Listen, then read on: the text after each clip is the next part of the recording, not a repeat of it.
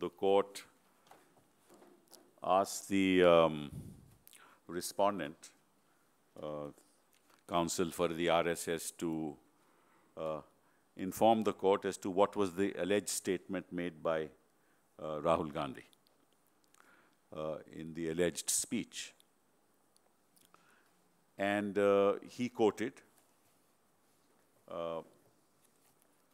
because that is part of the complaint, and I quote, he said that what Rahul Gandhi had said in his speech is the following, quote, RSS के लोगों ने गांधी जी को गोली मारी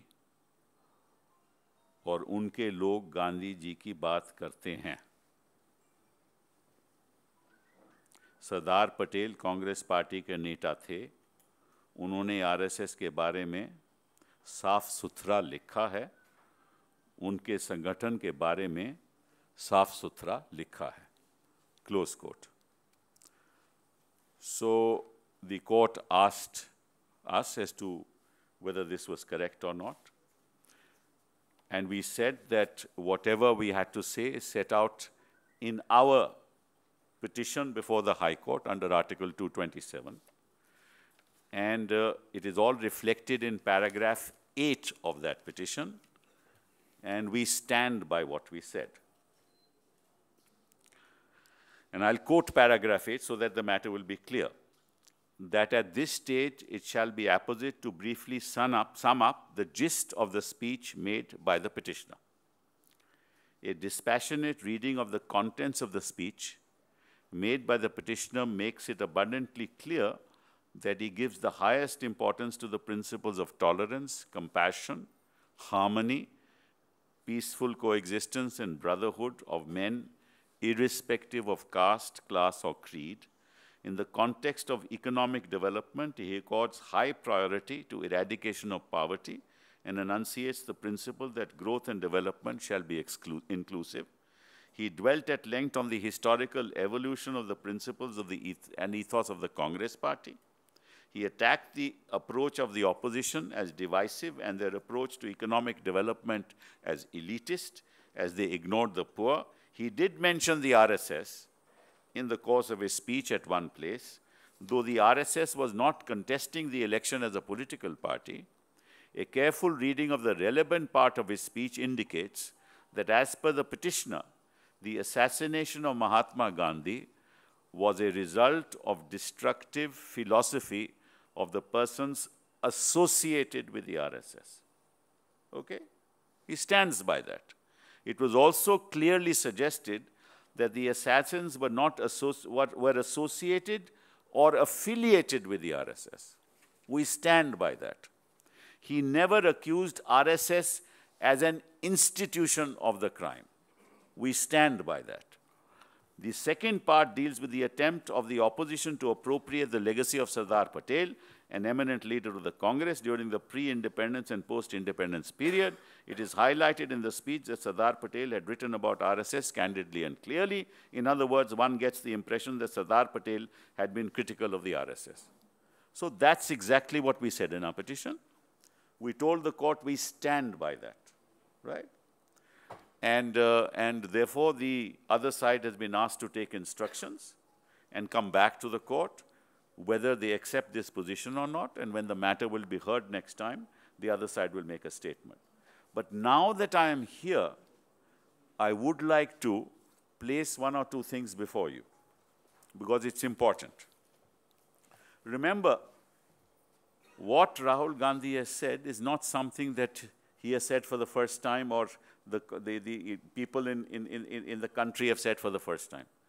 Because this is a matter of public debate as to who killed Gandhiji, right? And I would like to invite your attention to a government communique dated February 4, 1948. This is an official communique of the then government in place. Text of government communique dated February 4, 1948. I will not read the whole communique, but what I will tell you is, what I will read is relevant part. What it says is undesirable and even dangerous activities have been carried on by members of the Sangh. It has been found that in several parts of the country, individual members of the RSS have indulged in acts of violence involving arson, robbery, dacoity, and murder, and have collected illicit arms and ammunition.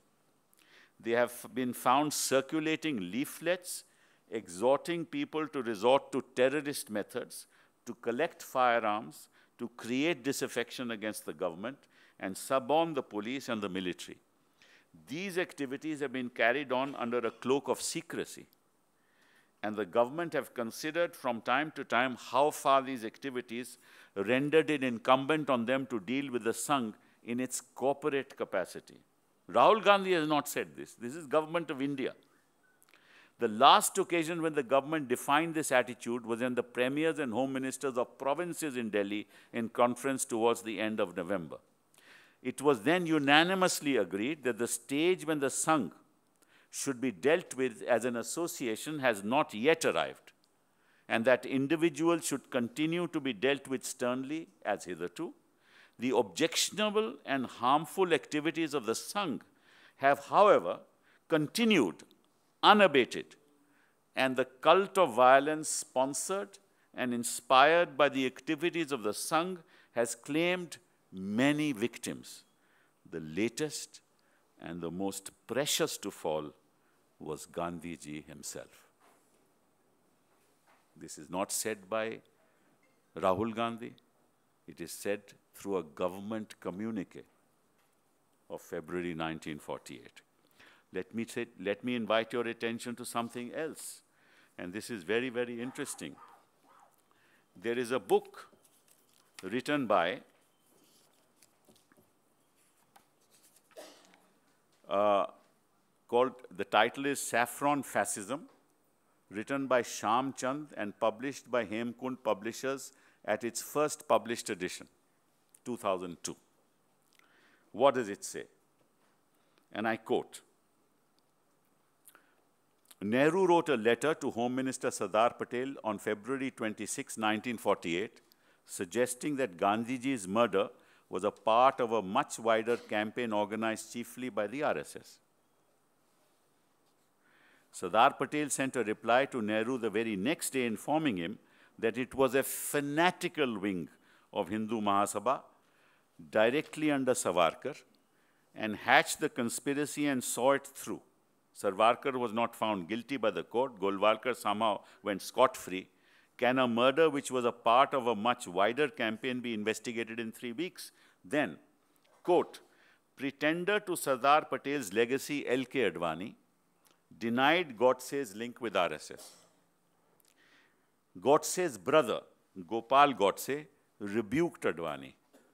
Gopal countered Advani saying, and I quote what the brother said, it is cowardice to say that. And he said that to Advaniji.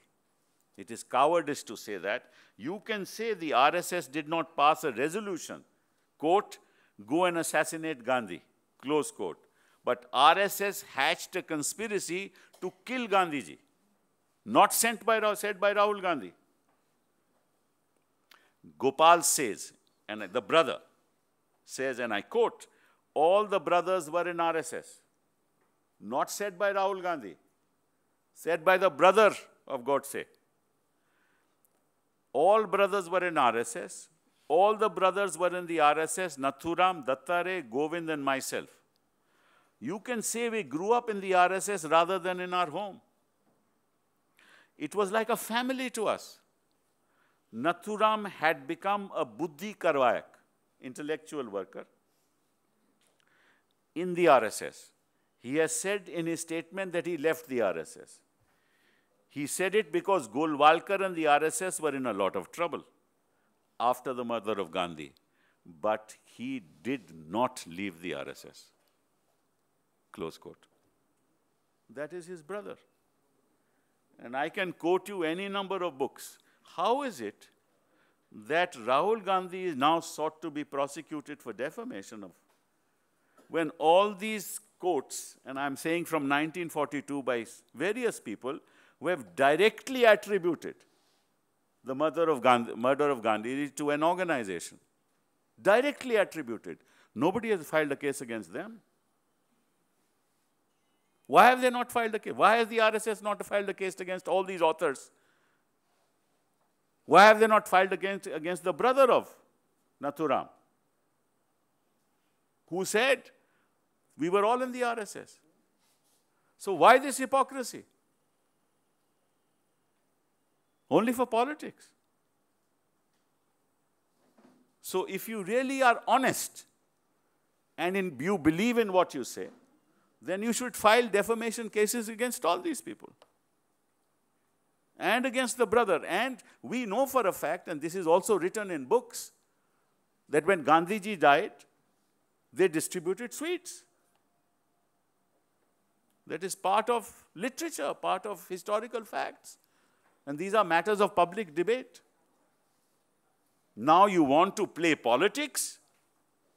Then we shall see. So let us see what the response is. I just wanted to clarify this so that the Twitterati, which is belonging to a particular mindset, is going amok, right? And we want to just set the facts, state the facts, and set the matters on rest. Thank you.